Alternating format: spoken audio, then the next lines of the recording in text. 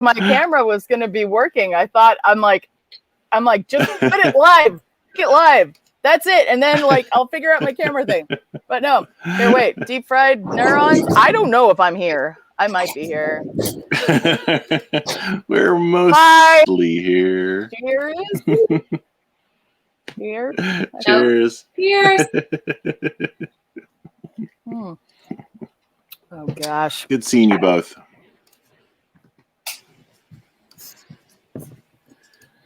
Yeah, you too, when I can. So I just had to restart my computer. And it's still being kind of weird and slow. Yeah, what's going on? Hopefully it'll like kind of chill out. I figured sometimes it would start working needs a better. beer I think I too. started trying to start things before it was totally started up. Yeah, it does. I'm not going to give it one though. Yeah. Anyway, welcome to Deep Fried Neurons. Oh dear. Barb is gone again. And she's gone. It's good. What happens to the stream when she freezes? That's a really welcome to Deep. Well, I mean, like it's a third-party thing. Yeah, it still goes. It's just that Barb is messed up. It is. Interesting. Am I here? Am I here? You're here and there. You're kind of here. I'm ish. I'm ish. No, it's third parties. So you guys should be fine. I just may be in and out. We'll Yeah, you should figure out what your under construction image is that you can put up on the screen. Like a loading screen gift. Just for your video feed. Like a busted gear trying to turn. Get a big piece of cardboard you can spin on your forehead. There's a way for us to tell whether or not she's actually there. Yeah. It's like the opposite of a buffering symbol. It's like, if you can see this spinning, then I'm actually on live and online. Oh dear. Great. So I'm drinking the same beer as last time. The local source made from California native plants, created by Eagle Rock Brewery and Thomas Paine. No. Theodore. The Theodore Paine Foundation in Los Angeles. Yeah. So it's very good. Thank you, Carla. No problem. And Barb, what are you drinking? Oh, is she there? She's kind of there. I am. I think so. Yeah. I don't know. Maybe. I'm drinking 805 ale. Ooh, that's a good one. Yeah. Properly chill. No, I'm into it. What's it like? So, what are you drinking, Carla? I am drinking. What am I drinking? It's mint and ice. Dead of Night California Silver Rum. Ooh. With mint and soda water and grapefruit. Oh, fancy. I didn't know I was going to add the grapefruit, but and simple syrup, a little bit of simple syrup. I didn't know I put too much liquid in it because I just wanted a big glass of iciness, and I got the balance all wrong. So it was a little thin tasting, so I decided to add some grapefruit. Cool. We don't have a proper muddler for our mint, so I used a spoon. Muddler. And also probably affected all these crazy bar implements that I only partially know. Like one of the things we learned about because we've been watching this cocktail live stream is there's a special bag you can buy to make crushed ice and a special mallet that goes with it. It's called a Lewis bag, and it's a special canvas bag with a special wooden hammer that goes with it, and you stick the big ice in, you smash it, and then little ice comes out. Shouldn't you be able to do that with any bag and any hammer? Oh, but this is special. This is. Oh. No other hammers make the fancy ice. Okay. Yeah. Well, It plays if it into perfect one little shapes. does think about it, reinforced stitching on a canvas bag that's a low lint bag, because you don't want lint in your ice. So there probably are some considerations in the fabrication of this bag. To be totally fair to the bag makers, they probably have thought about it, and it is probably a very good bag. I imagine so. As all of us know, designing for engineering your solution does require. Yeah. I tried to make a ice crusher out of a very tough freezer bag and the back of a metal citrus juicer, because it had had a good amount of mass. Whack it in the ice, crush the ice, great, but it tore the bag up to bits because it's ice is actually pretty sharp and metal whacking into it, I'm sure. So yeah, so the bag busted in multiple places. So maybe there's a whole point to some of this stuff, but I don't know. It seems hilarious. It seems like all the ritual around like coffee and things like that. Yeah. Oh, you can taste the leather or whatever. Except that what I got a in terms of coffee, and I had a blade grinder and I got a burr grinder for last Christmas. Mm-hmm. Oh, the difference! Oh my god! Yeah. So much better. So not every hipster is completely. Yeah. just most of them. Most of them. Just a little bit. No, it's true. I mean, people who really care about something really do know about the tool, and having a tool that's like purpose built, really does actually make a difference. And any group of people should be respectful of specific tools for a specific task. It's probably this group. So, it's true. That is a good ass tool. That is a good freaking tool. Yeah, right tool, right job. Yeah. All right. So, who has their thanks for existing queued up? Carlin does. Well, yes, actually, I do. I guess I'm going first. Wait for outing her, Todd.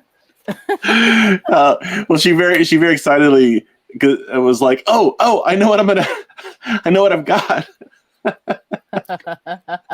Okay, let's see it. Ooh, practical electronics. So many people already know about the practical electronics for inventors. Mm-hmm. It's a amazing reference book that's really useful if you're designing circuits. So for example, if we wanted to find out more about the capacitor circuits we're making and what capacitors we could use, there's a whole, I mean, not like the poor book moist, whole chart on different capacitor materials and what they're good for, and how to decide what application for them. And next week we're gonna talk about transistors a bit, and they're good stuff for transistors too. And so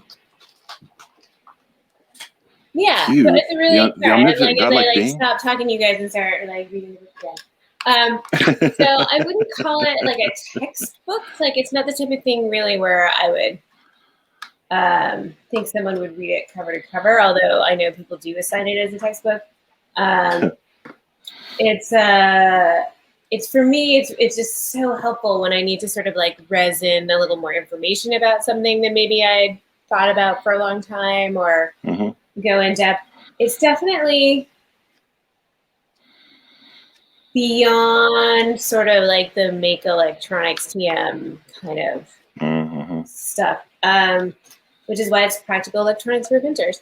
But it's still, I think, more, and it's because it's practical. It's not like art of electronics where it's going to be talking about things just theoretically. It will like do things like not give you circuits with diodes in parallel because you really shouldn't be putting real diodes in parallel. Your like circuit simulator is happy to have diodes in parallel, but real diodes should not be in parallel as much as possible without other stuff going on.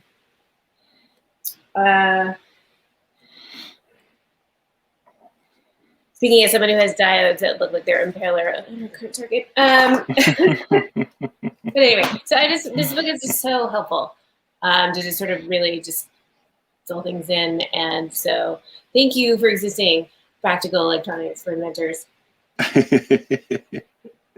Yeah, I love all the art of electronics. It's like it was literally a textbook for me, but it is very theoretical for a lot of stuff that you were just like, I want the thing that makes the stuff work.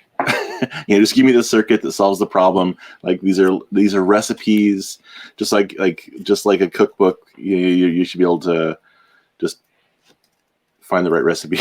Well, no, honestly, this is less recipe. I mean, there are other books that are more circuit recipe books than this one. Yeah. Yeah, that one actually tells you the why a bit. Yeah. It doesn't have a lot of like. It has occasional like example circuits, but it is like, I like it because for me, the thing that's a lot of times missing as a step in electronics educations is you started with the beginner stuff and they're just like, just use this one. Mm-hmm. And then if you try to go further, like the real engineers are like, well, I need you to have like a bachelor's degree in engineering and understand all the physics and let's have a conversation. No, this one gives you if you have a pretty basic understanding of electronics, you can go to a section on a particular component in this book and have it help you resin like how you should go about deciding what component you're going to pick when you're picking one for your own circuit. So it's that sort of like missing link there that I think is really, really, really helpful. Sounds like I need this book. Yeah. Okay. I think there's a copy at Crashbase. Yeah, I think so. That would not surprise me. This is the fourth. I know I've left at least one there. Whether or not that one is still there or not, who knows? But this is the fourth edition. I don't know if there's a fifth actually, but this is the fourth. Very handy. Don't do it. Very cool. I cannot have. Cool. Todd, do you have a thanks for existing? I do. Actually, I kind of have two kind of small things. The first is this that I've picked up and used a lot more in the last couple of weeks than I have in the last several months. But I got this probably around 2006 or something, and it is a very simple LED tester. It's got some sort of coin cell inside, who knows what kind, and then it's got a bunch of different current settings, so you can test your LEDs at various currents, and you can also test different kinds of LEDs. Like this over here is for like the 3-terminal LEDs and go like positive and negative and stuff for red and green. And you just push the button to make the LED light.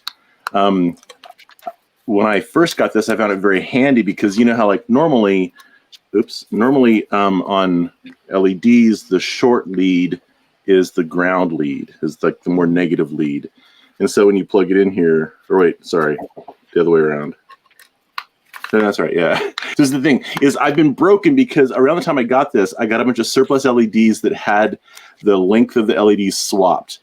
So the short side was the more positive side of the LED, and that's broken my brain for what should be the correct wiring.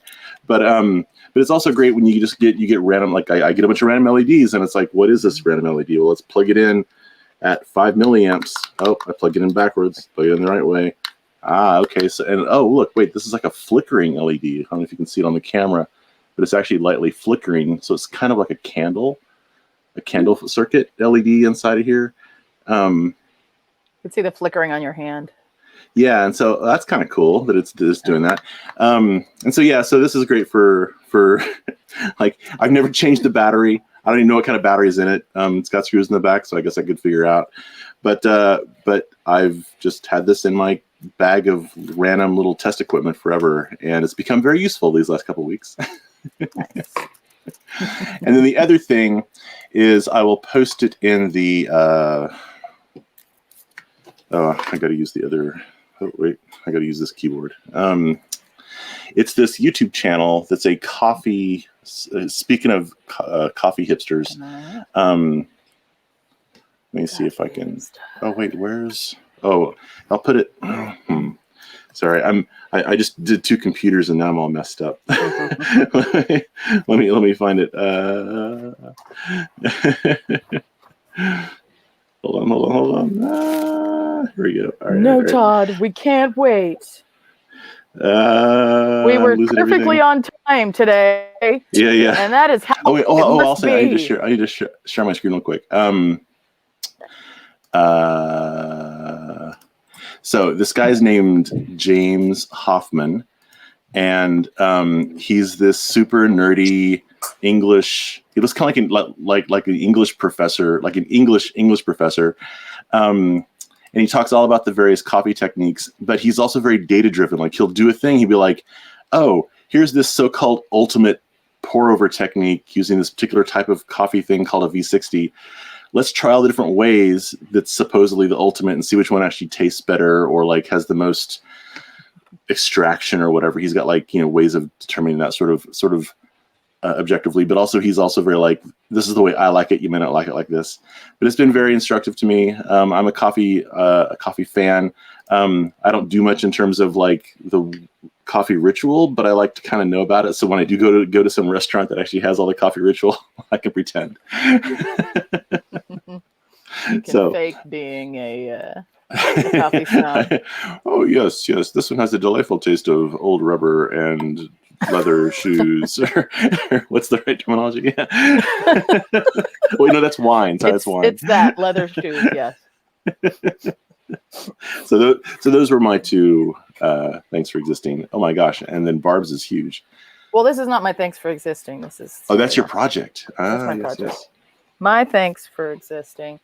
I'm not usually one for coloring books, but there's this artist named R.J. Hampson, and I recently got a coloring book of his, which is called Steampunk Houses, and it has just like these crazy wild houses. Here, let me go full.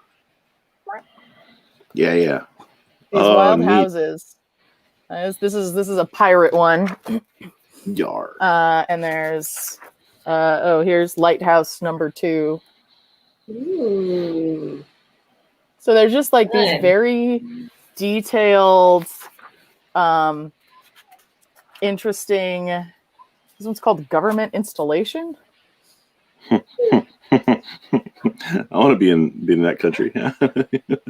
Yeah. So there's like, there's just all these like wild and whimsical, and there's some tree ones too. Oh, this one's where the tree is like growing through it. Oh, that's nice. And it's just, it's kind of fantastical. And he's got a number of different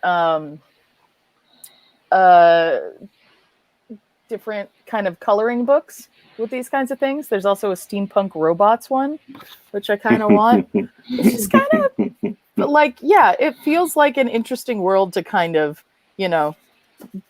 disappear into. And I've gotten precisely this far in my coloring. Oh, that's beautiful. Oh, wow. But it also has 2 copies of all of the pages. Nice. So the first half is the things, and then the second half is it's the second set of pages.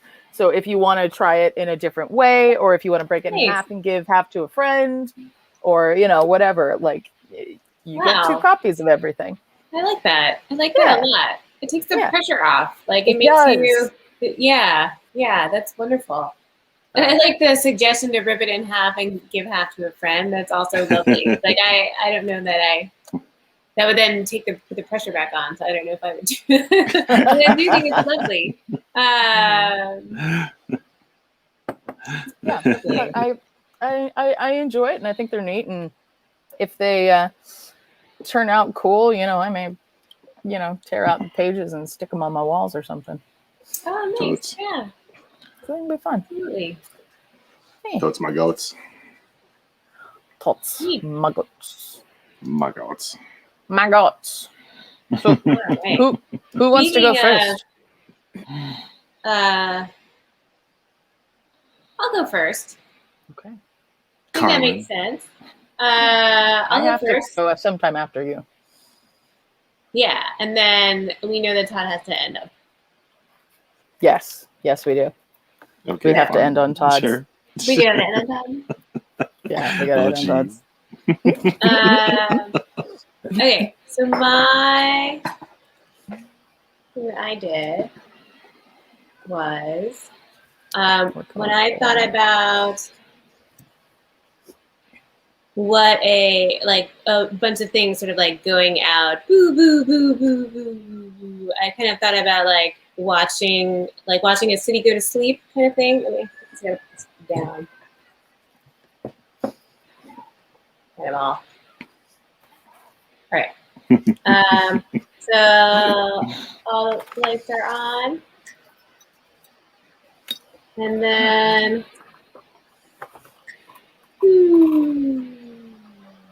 Everyone goes home. Nice. everyone goes out. I get it. Different. Okay. So I will share a blog post. Blog post. Yes. Oh, in honor of this episode, I'm wearing my Got 0.1 microfarad capacitor t-shirt. Oh, nice. Nice. Oh, log out. Anyway, let me. Did you find? Do you want me to share it? Yeah, can you share it?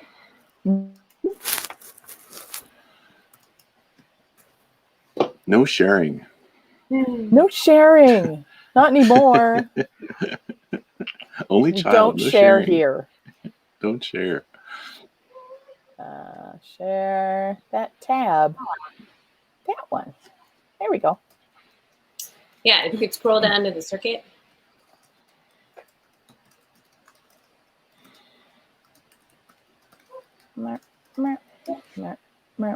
Come on now. There we go. There we go. Yeah. So what you'll see I had to do, what I had to add was a diode separating the power rail from the rest of the circuit. So when the capacitor was back feeding into the circuit, it wasn't feeding the common power rail. Because before those diodes were in, I set it up actually without the diodes first, and then I watched them all go all at once, and I was like, what? And then what's happening? And I looked at the circuit, and I was like, oh, of course, all of my capacitors were attached on the top from the power rail, and I was like, that doesn't do it. Just because I'm using a wire doesn't mean it's not connected to the same power rail. So I just replaced all my wires out the power rail with a little diode, and it was fine. Can I get a one-way wire, please? Yeah. Well, basically, and that is what a diode is. It's a little one-way wire. And you can't see in the picture above, you can't really see the diodes in there. They're tiny little signal diodes. What, these guys?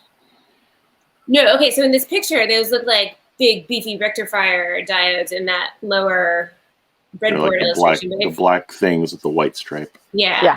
But if you look at the actual image of this circuit, which is up and to the right a little, yeah, you can't even see them in there. They're tiny little switches. Yeah. Yeah. Yeah. Mm. I like your little crossed arrows on the toggle switch. Yeah, that was sort of like when the switch is pointing this way, it's like kicked out that way. This is a reminder as to like what it was going to do. Yeah. Yeah, it's kind of backwards from what you'd expect. But I mean, mechanically, you can like sort of see. Yeah. Like sort of if you were doing an affordance kind of thing, it's like, oh, when the lever's tipped to the side of that pin, that's the one that should be connected. But no. It actually, when you think about the mechanics of a switch, it makes a lot of sense that when the lever pointed that way, it's pushed its foot the other way. And that's just a reminder. Anyway, so that's what I did. I built little light boxes. It's a 2-cut laser cut, so some of the cuts, it's all vector, so some of the cuts were, actually you can see some of the cuts were at 32% speed at 66% power, and those are the cut throughs, and some of the cuts were at 80% power, 80% speed at 24% power, and those are the etches, if I remember correctly. And those little light boxes are great. Like, you can't really tell from this photo, but they're very 3-dimensional. They stick out like half an inch or so, and they kind of just like reflect and diffuse the light. It's like that's like really good. Yeah, when you first were talking about, I'll put LEDs behind a little window, I was thinking of the obvious thing of just like, here's the window, here's the LED, and it's going to look terrible because the LED is just going to shine right on the window and it's going to look clear like an LED. But because this is so indirect lighting, it looks very much more real than a. I love the fact that when I talked to Todd about my projects, he's secretly in his head thinking like, wow, that's going to suck. That's great, honey. And then later when I actually do it. Well, no, because you said these terms to me that I had no reference for. I'm like, you're like shadow box or whatever. I'm like, I don't even know what that means. It's, and so now I know what that means a bit. and it just is, and as someone who's very like literal, it would never have occurred to me to like have the LEDs point like exactly at 90 degrees to where they're shining out. Like, I mean, now that I see it, I'm like, oh yes, I've seen this many times, and it makes a lot of sense. It's what something like this was what one should do if you don't want the blinding light of LEDs. Yeah, I mean, that's thank you. That's very it's very gratifying when someone looks at what you've done and you're like, yeah, how else would you do it? Like, that's actually what I am like, yeah, I guess I did. So there you go. Good job. Yeah, so that's my thing. Very nice. Oh, one note. It was really handy. See if I can turn this around. You don't see in any of those pictures. I'm using some female-to-female jumper wires, so my LEDs aren't soldered. So I could poke the LEDs through the paper, like used a needle, poked a couple holes, shoved the LEDs through, and then I can, instead of soldering them in at the moment, they're just female-to-female headers going to standard hookup wire. That's pretty cool. Uh-huh. Yeah. Yeah. Very cool. That Coffee is so smart. I should have done it that way. I like how you did yours, because I did solder. I soldered like freaking crazy, and it took way longer than I was expecting because, of course. Also, my soldering though is super rusty. Like, I haven't done soldering in so long that I was just like, yeah, I'm just not. I can only do so many things this week. Soldering is not on the list of remembering how to do. I'm already doing circuits. You want me to solder them up too? It's actually kind of entertaining to see mine, but I'm not doing that yet. Here, let me first show you. So what I did was I took this old project, my Fika Sign from the typography, the month I did typography, and inside of it are these reflecty mylar tubes. Those are so cool. this. Yes. Yes. And then the light in the back, which I can't show you with this right now, but I will show you soon, goes in and does interesting like patterns and stuff. And it's really neat. Actually, I can show you right here because I did a little prototype because I was very, it took me a minute to get mine done. So I made little gifts of them. Oh, but the first thing was that I took the sun, that it was all just cardboard, and I painted it finally, which I've been meaning to do for a while. And so here's my little circuit that I should have just left like this and then extended the LEDs out from. I didn't. And this is just, a little prototype so I could show what it was going to be like. So I had this paper towel tube with a bunch of these little guys in it. And then I stuck a piece that reflective mylar really makes the LED light look so interesting. It does really, it's really, really neat. And I'll show you, I've probably shown this before, but what it looks like on these little guys that I have on my windows here. So like every time we're doing this stream, as I'm sitting here just bombarded by evening sun, I'm also seeing these very lovely, if I do say so myself, patterns, these lights that, here, wait, I have to move stuff around. Oh gosh, stay. Here, I'm just gonna show it on the Fika sign because I stuck it up here. Fika actually is like a coffee break. There we go. A serious coffee break, like the Swedes.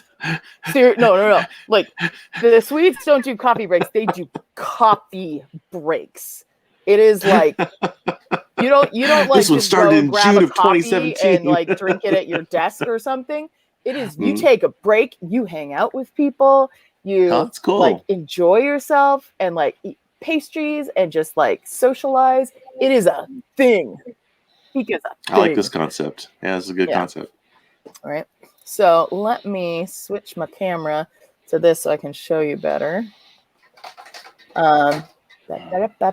Switch to the USB. Yeah. And then I'll go full. So I stuck it in front of the window, and you can see kind of. No, you can't see. It's too bright. It's too bright. Oh yeah, I can get a sense of it. See? A little See like a little bit. Like a little caustic. The little patterns. Yeah. It does like those interesting kind of patterns. The F is really bright. Yeah. It's a really, really neat looking thing. Yeah, I need to take a good video of it so that people can see it really well because it's so cool in person. So I wired up. I have a mess here. Excellent. I almost redid and I can't actually because I stuck it on here, so you can't really see it. But my first one was just an absolute disaster. And then I got better at making them kind of more efficient, like this guy. And I thought about redoing the last one, but then I'm like, no, I'll just show how much I progressed in laying this out. Great. But now you can't actually really tell. I had no idea how to like set it all up. It would have been so much easier if I did it the way that Carla. I wish I did it the way that Carla but now did. like you can actually put yours on the wall in a way. Mine is sort of like still just a prototype. Yeah. So here's the problem that I need to solve. Well, one of the things is I want to replace this paper with like vellum, with something thinner. Yeah. So that it shows a little bit better. And I already tried switching out actually the reason that it's so bright on the F is because I switched out the F to a thinner paper, which means that in person, it shows it really, really nicely. It shows it a whole lot better. Yeah. But yeah. And however, my lights don't show terribly well when it's that bright. Yeah. Yes. Yes. This is the problem with the powering the LEDs off of the capacitor. Yeah. So I have my don't go away. I have a little button, and my Fika sign, and let's see if we can actually see it. Nope. I can't even see it in person. Here, hang on. Oh no! I will It make is it very work. bright. Hang on. I'm putting it down where it's darker. Sorry, folks. Sorry for, the... It's madness. Okay. There's my Fika sign. Fika, Let's see if Fika. this will work better.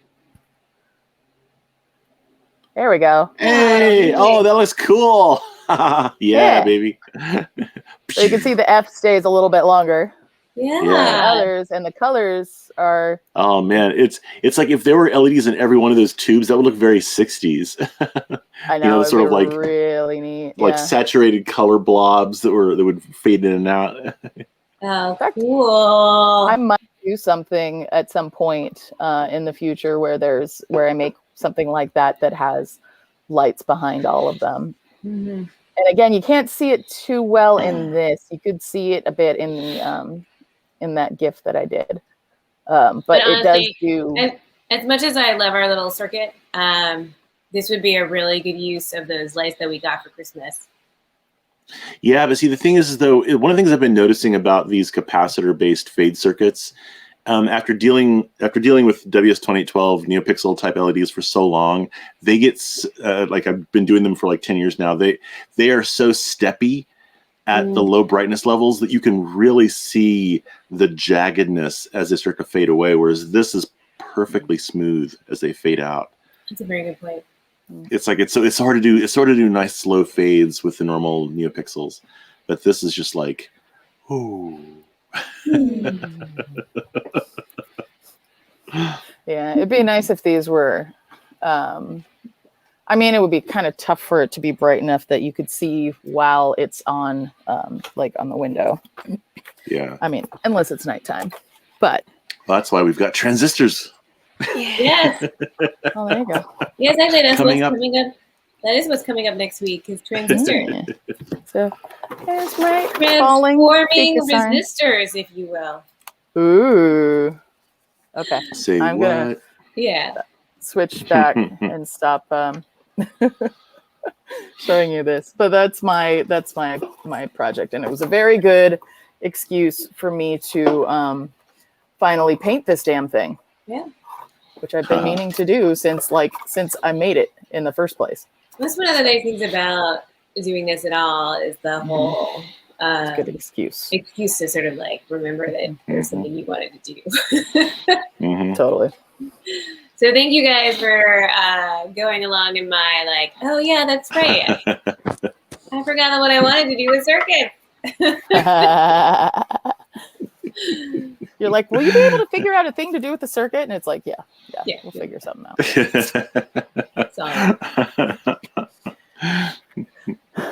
Cool. So how about you, Todd?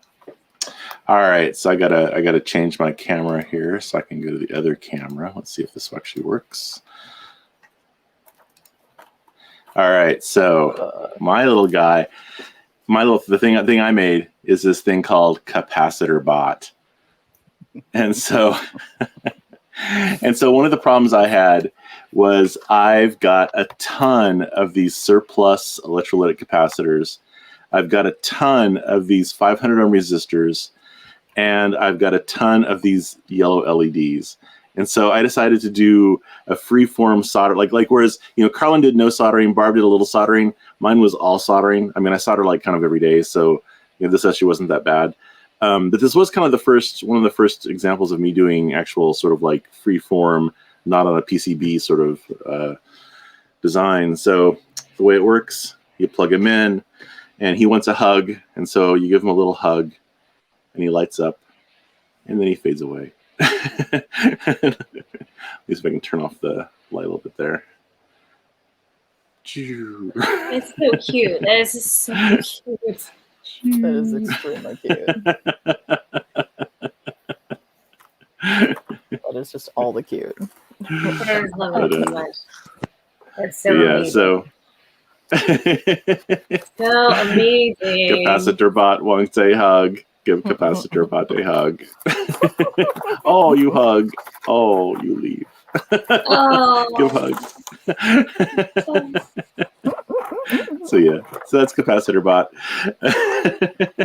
I love Capacitor Bot. It was a great way to use up all these surplus components that I've had in my bag of in my little bin marked electrolytic capacitors for literally 10 years. So I was able to use all these really old components that I wouldn't ever use for my normal projects.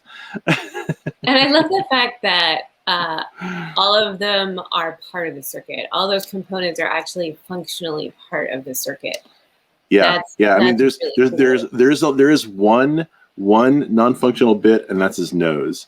It is also a yellow LED, but it does not light up because noses don't light up. Silly eyes only light up. Tell Rudolph that, man. What the hell? So yeah, everything else it's two separate circuits. Like each arm drives one eye. So this arm, that eye, and so on. But there's one capacitor bank. Like his whole body that's not resistors is capacitors, and yeah. So boop. Yeah. So that was my silliness. That's so good. Oh, wrong camera. Yeah. Look, Kitty. I've been overrun. That can't be a comfortable way to sit. You're on top of my arm, Cat. No, okay. You don't get any more food. I gave you food. You have to eat it. Oh, that's great, Todd. Please keep hugging. Please keep hugging. Hug. Please keep hugging. Hugging. Hug. Hug. Huggy bat. All right. Enough of that silliness. I love it. I could never have enough of that silliness. It's so good. Thank you. It is good. And next week, Capacitor Bot would be able to power even brighter eyes. Larger capacitor bot. Larger capacitor bot. Because full size. What we're going to introduce into the circuit is a transistor. Yeah. So, I mean, I think all of us have used transistors before to like have a microcontroller, like control a motor or something like that. But transistors also can be used as like amplifiers if you're not hooking them up to a transistor. And so we'll see how to use a transistor in a circuit by itself, not by itself, without being hooked up as a microcontroller to control an LED, whether or not an LED is on or off, based on another part of the circuit that's going to have a lot less current flowing through it. So we're going to do a nightlight circuit. I have a few different nightlight circuits that I'm looking at. One of them, which I'll show as maybe a second alternative, actually has 2 transistors involved because it's doing some extra amplification. So that might be interesting to talk about. I've made we won't be doing FETs. We're doing bipolar junction transistors. Jay asked about if we're going to do field effect transistors. We're going to do bipolar junction transistors, focus on those, mostly because there's like enough to talk about there.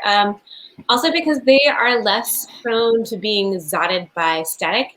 And in these sort of like more hands-on circuit sculpture-y type of scenarios, it's probably better to do bipolar junction transistors. Both MPN and PNP will be discussed. We will probably just use MPN transistors. I will learn these things. Hi. There's a new, so I have like in that sort of I2E grouping of playlists that I made like years ago for students. There's like a lot. There's like one on diodes specifically. There's one on transistors specifically. There's one on LEDs specifically. But I'm making a new one, and I just put it in the private chat. There you go. It's a little more curated for like, okay, if you just want a handful, because those longer playlists are like every video I've ever seen that I liked even a little, or maybe ones I just wanted to watch later. So they are varying quality in the main playlist. Mostly pretty good, but of varying quality. And so I tried to sort of like tighten up the narrative a little bit with this shorter playlist. Cool. I'm gonna put it in a banner. Yeah. Add banner. Post And banner. over the weekend. Ah, yes. Yes, because see, this goes up on the YouTubes, and the YouTubes doesn't have our chat. Good smart. Good smart. This weekend I'll write up the blog posts and I'll put that link in the blog post. I have a feeling our project blog post will be posted on Friday. The one that's like the pre-circuit discussion will be posted like the weekend after. If you at home want to play along. Yeah, kind of thing. Trying to do that. As Carlin explains it to us, and Todd and I are just idiots playing around on our screen, on our desks. That's Goofing around. How about that? Being silly. Making sound effects for our circuit. excellent. Thanks for showing us your butt, Solo. Cat butt. Appreciate that. Yeah. You know, there was a thread in the public crash space mailing list about, do cat buttholes touch all the surfaces of your house? Done by 2 kids. That they found out, mostly not. Yes, but I love that. Like one of the takeaways from that is that taco butt touches your sheets. Taco butt? One of the cat's names was Taco. The short hair cat was Taco. Gotcha. So taco butt touches your sheets. If you eat tacos in bed, you would probably touch your sheets too. Yes. The Someday. Traditional type of tacos. Someday Taco Bell will deliver to the bedroom. That'll be awesome. Oh, gosh. I want a freaking taco right now, dude.